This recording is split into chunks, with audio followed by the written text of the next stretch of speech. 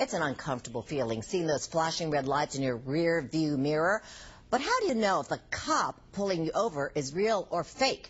And how easy is it for criminals to get the gear they need to masquerade as police officers? The answer is unsettling, and it is the subject of tonight's Fact Finders report. Here's Peter Thorne. Peter. Katie, tonight a Fact Finders investigation. We've heard the stories about fake cops causing real, even deadly damage. So we wanted to know, after years of crackdowns and new laws, just how easy is it to buy what you'd need to impersonate a police officer? What we found was alarming. Tonight, authorities on the lookout for two fake cops. It happens with disturbing frequency in our area. A security guard posing as a cop tried to pull over a driver, but he picked the wrong guy. Criminals impersonating cops, leaving robbery, rape, even death in their wake. This police impersonator, who cops say drove around in a black SUV with flashing lights, convicted of murder on Long Island after pulling over a local bank manager, James Gottlieb, then shooting him dead when Gottlieb got suspicious and refused to cooperate.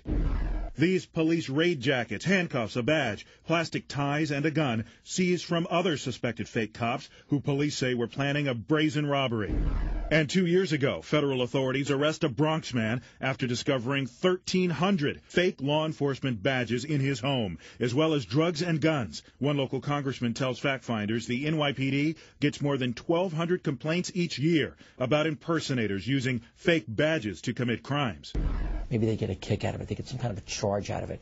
But they think that, I guess, that they're going to enjoy some kind of power over people. The circumstance we're most concerned about is that unmarked car that pulls you over. Attention needs to be focused on this, and we have to stop it from happening. It's very, very important. Just this summer in our area, this man, indicted on charges of rape, sodomy, attempted assault, and other felonies, alleged crimes he committed while impersonating a police officer.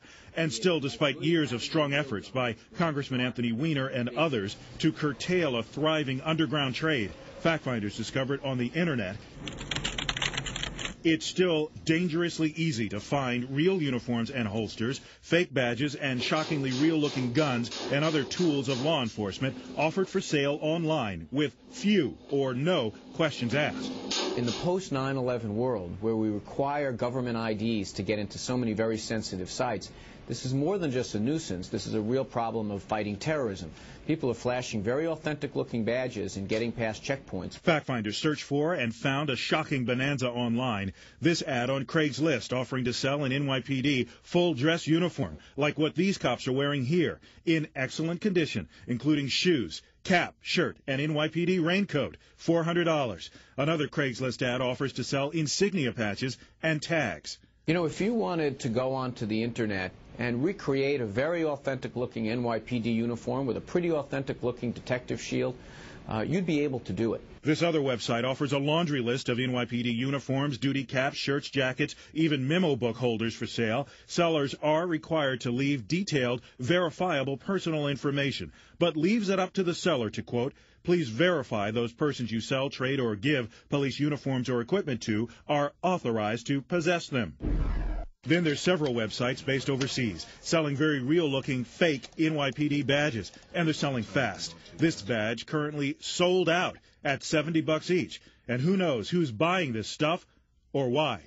For a police impersonator, the ultimate finishing touch to make his fake uniform look real is a gun like this. This gun is fake, and some companies won't even consider selling something like this to anybody with a New York City address. But we found one company down in Florida that was willing to send this weapon to us, no questions asked, overnight, for $100. The same place Fact Finders bought this fake gun also offers this one. Here we go, rock and roll, and it's yours for $2.99.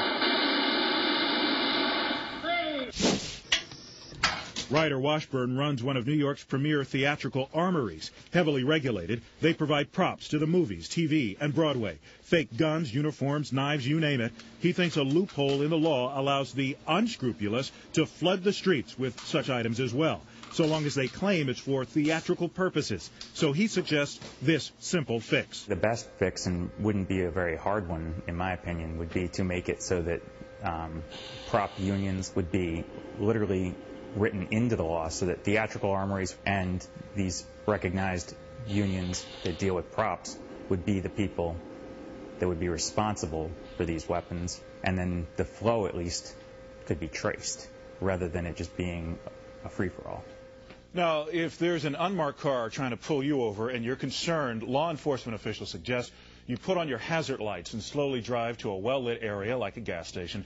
Ask for the officer's ID card, not his badge, or just call 911 on your cell phone to make sure everything is okay. Now, if there's a story you want us to look into in depth, tell us at our website, cw11.com/factfinders. And guys, clearly there's a lot of this stuff out there, and it was surprisingly easy to buy. I would. They could tighten this up, as far as the law enforcement and everything. Mm-hmm. Boy, this would be a tough one to enforce. This is true. It is a free-for-all. Some of the folks who we talked to said to us is that the laws are there on the books. They just have to be enforced. It's tough with the internet around, as so many things are. Thanks, Peter, thanks.